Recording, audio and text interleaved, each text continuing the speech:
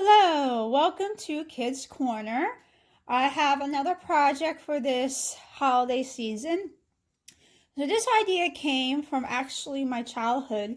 I remember making those paper snowflake in school or made them at home. And I remember when I was really little being frustrated, it just didn't look as pretty as I wanted to. I mean, it was cool to open them up with the different cuts I made, but it didn't, I don't know. I see these professional ones. I'm like, I can't make them like that. Well, here's a simple way to make them look extra fancy every time, especially for younger kids.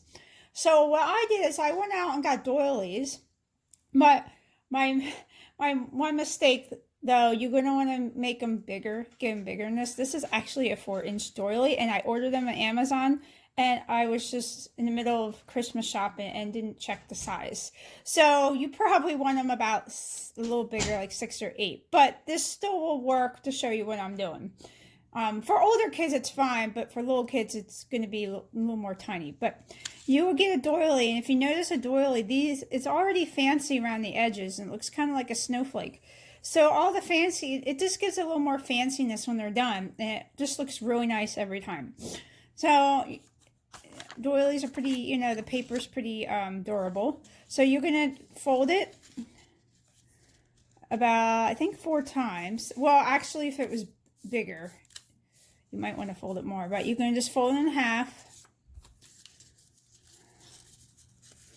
And you know how to do snowflakes. And I'm just going to show you how simple and easy and fast these can be. And it looks really impressive. So I'm doing mine 4 times. Sorry for the extra noise in the background. Alright, so you ended up with a pizza shape or triangle shape with the lace. So you would just cut it like a normal snowflake like you would in school. So get a good scissors. These aren't too bad to cut, and honestly these are smaller, so if you get bigger ones it'll be a lot easier.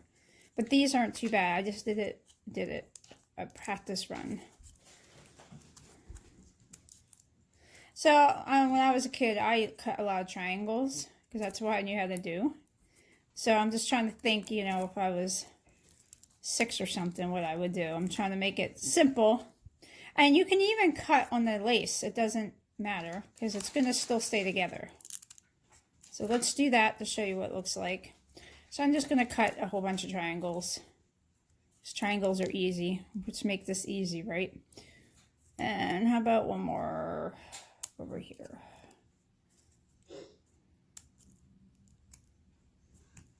Alright. And it's just a snowflake. And it looks really impressive especially for little kids. It just looks really fancy and impressive. And what I like about this, since this is lace, what you can do, you can just take a Christmas tree hook, and they already have holes right in there. And then you can just hang it right on your tree. So if you want to make it extra fancy, this is kind of a dual project, because when I was working on this, I'm like, you can actually paint these. I'm going to get the doily out again. You can paint these to make them extra fancy. So I did one just to show you. I'm going to show you how to paint it, but I just dabbed some blue and some silver, and it makes it really pretty. So I'm going to quick show you that. And it's actually a dual project, and I'll show you why, because we're almost painting them. I'm like, I can do something else with this. So I'm going to show you, here's different ideas. So I put it against white paper. And I'm going to do the same blue and acrylic silver here. So just, I use it like the craft paint again, like I used last week. But anyway, anything should work. Alright. So I'm taking blue, like I did. And if you notice, it's kind of like a stencil. And if you want to make a dual project or just do this one, if you stencil around the holes, you're going to end up with a really cool design on the paper. So you can even make an art project 2 in 1. You can make a design on the paper with a whole bunch of them, get them painted and make them into snowflakes.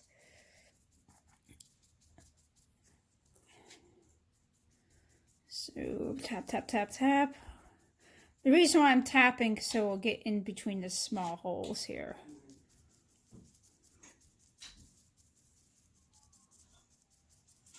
And you can obviously use any color you want.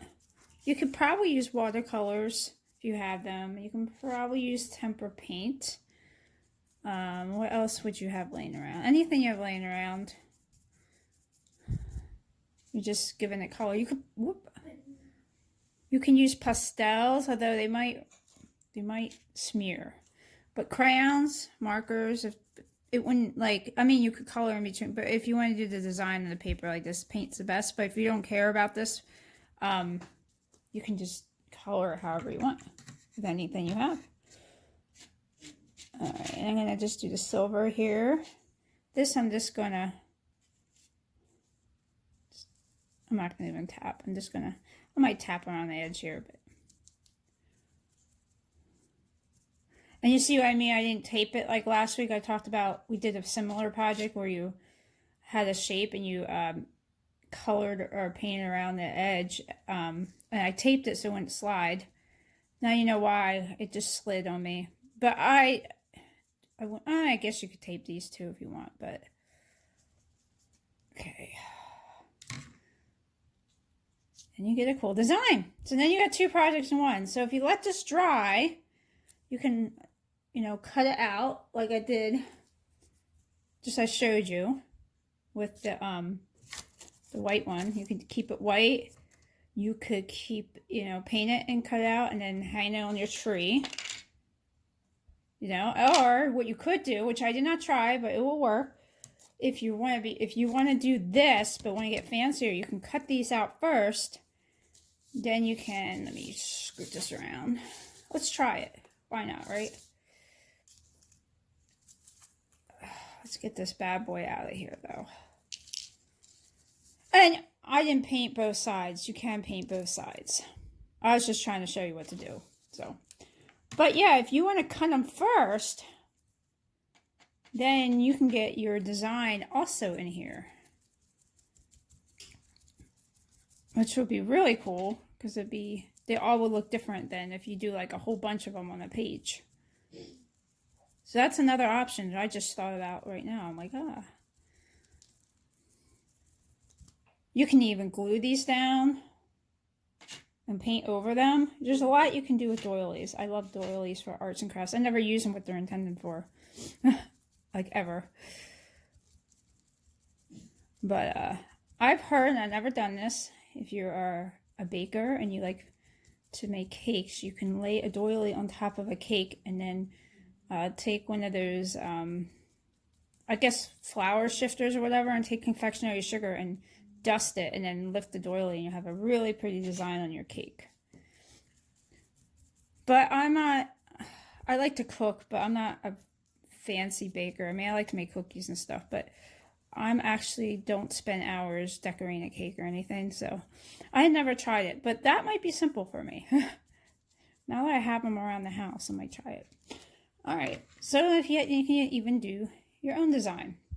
All right, so that's the video for this week. Give it a go, and then this could be a Christmas ornament, or you can make a garland or string them up and hang them in your house or whatever you want. So just a whole bunch of ideas for something so simple. Doilies are cheap. You should have paint around the house. It's for any age, and if you do it, let me know. And if you have fun, post pictures. I'd like to see what you come up with. All right, thank you. Until next week.